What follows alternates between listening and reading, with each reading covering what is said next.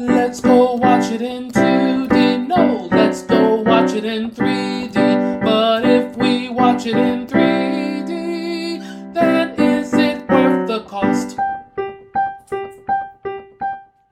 Tell me, how much do you love your family? You don't want to do this. No! Baby, I'm not made of stone. My family is trapped. So what's the plan? Whatever it takes.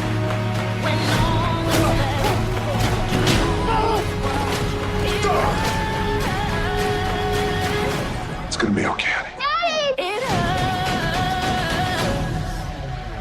Skyscraper, rated PG-13. Hello. This is Adolf Vega with 3D or 2D, and this is Dick Jarvis here, and today I'm reviewing Skyscraper, the latest Dwayne "The Rock" Johnson Hollywood movie. And first we'll talk about the 3D. It's mediocre, at least in the presentation I saw it in. The trailer, which I saw in 3D in a couple of different theaters, looked rather good.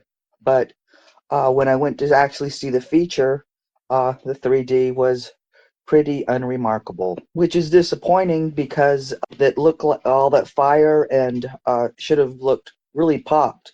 A few moments popped here and there, but it wasn't of any. It's just not worth springing for the 3D. I'd give it a pass. If you want to see this, go 2D. You know, save the money. I would give the 3D on this. I would grade it out at a 5. all right. So you would give it, I guess, official rating as a weak 3D, 2D recommended, right? That's what I would give it. Yeah. After these messages, we'll be right back. This podcast is brought to you by 3D Wiggle. With 3D Wiggle software, you can impress your family and friends with 3D gifts and videos. To find out more information, please click on the link in the description for 20% off coupon as well. This podcast is also brought to you by Patreon. With Patreon, you can become a patron and get this podcast commercial free and get many more benefits. Please click on the description again to get more information. Now, back to the show. And Skyscraper is how do I put this? Homage to several movies, most notably Die Hard and The Towering Inferno. And Western audiences probably won't pick up the Game of Death and High Risk call-outs, but they're there. You're into Hong Kong movies. Those little things will probably put a smile on your face, along with a couple of minor parts being played by some Hong Kong actors. Nobody really big, but, you know, some character actors. Look, if you've... this movie just isn't very good. Let's not beat around the bush. It's pretty lazy. It's not very imaginative. The Rock and his son's disabilities in this film exist simply as plot devices. This movie's pretty grim. It really could have used a sassy sidekick or a flamboyant villain, and it has neither.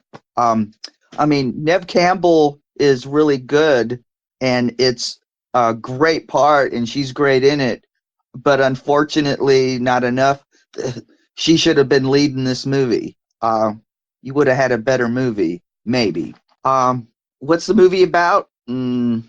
Besides 30 minutes too long, it's basically The Rock runs into a burning building to save his family, and that is it. Sure, there's some minor little details here and there, but they're like MacGuffins. They add nothing to the plot. There's no surprises. I mean, you know exactly what's going to happen, who's going to win, who's going to lose. You know it before. You know it when you see the trailer. You've seen the trailer, you've seen the movie, more or less.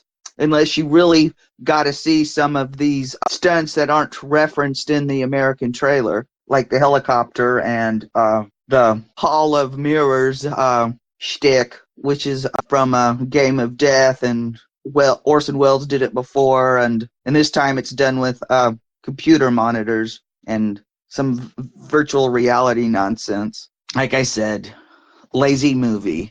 Not much going on. I would give this 4 out of 10. What are we talking about? 4 out of 10. And I wouldn't waste my time seeing this unless you're a hardcore rock fan or hardcore Hong Kong movie buff. Even though I don't think this will really scratch that itch, because this is just too big budgeted and too slick and doesn't have the punk rock energy of Hong Kong movies. Shame, because I was kind of rooting for this movie. That's it for us. Bye. Bye. Alright, before this podcast ends, I want to give a thank you to my patrons. Right now, we have one patron, which is David from Spain, and I want to thank you for your financial support to help making this possible. If you want your name to be called out and your location, please become a patron on Patreon. Our link should be in the description, or just look for us, 3D or 2D, on Patreon, and you get plenty of benefits. So again, thank you, David from Spain, and I hope to have many more Patreon patrons with us soon. Thanks again, David. Alright, so that's going to be it for this podcast. We now have a Patreon, and the link is in the description. Thanks for watching. And we are on Facebook, Twitter, Instagram, a little bit everywhere. Just look for us, 3D or 2D.